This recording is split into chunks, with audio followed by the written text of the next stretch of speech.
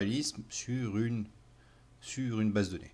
Alors, avant SQL Server 2016, donc c'est une nouveauté SQL Server 2016, on était obligé de changer le parallélisme sur toute l'instance SQL. Donc c'était ici. Donc on va dans Propriétés et on va dans Avancé et on a ici degré maximum de parallélisme, ce qu'on appelle le MaxDOP, Max Degree of Parallélisme. Donc il est ici et on voit que par défaut il est, j'ai fait un beau rond là, il est à 0. Donc c'est-à-dire qu'il prend tous les CPU par défaut lorsqu'il va exécuter une requête. D'accord, donc pour rappel, le parallélisme en SQL ça signifie combien de processeurs on va utiliser pour exécuter une requête.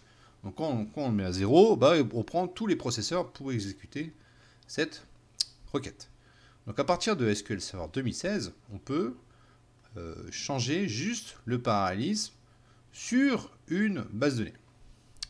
Alors, on va dans Options, ici, et on a tout un tas de menus ici qui apparaît, correctif d'optimiseur de requêtes, détection de paramètres.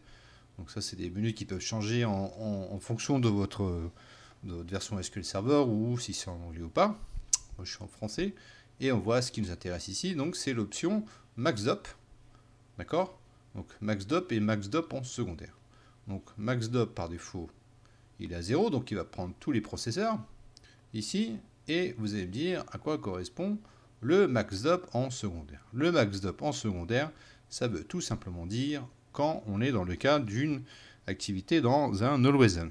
Donc, si par exemple, je vous donne un exemple, si on est dans un cas où sur le primaire, le serveur primaire, on a pas mal de petites requêtes qui sont exécutées, pourquoi pas mettre un MaxDOP par exemple de 4 et réserver plus de processeurs en secondaire sur le serveur, le deuxième nœud, où il y aura des grosses requêtes, où il y aura plus de ressources utilisées lors de gros rapports sur des requêtes SQL à exécuter. Donc pourquoi pas mettre plusieurs processeurs sur le secondaire. D'accord, donc c'est une idée, pourquoi pas le faire. Donc on peut bien sûr le changer, hein, heureusement. Donc je peux mettre ici, par exemple, je peux mettre 12, si j'en ai 12, et là je peux mettre 4. D'accord, donc c'est une idée, je trouve que c'est une très bonne idée, même d'ailleurs de dédier, pourquoi pas un MaxDOP en secondaire sur plus de processeurs pour ce serveur. D'accord, donc c'est une nouveauté SQL Server 2016.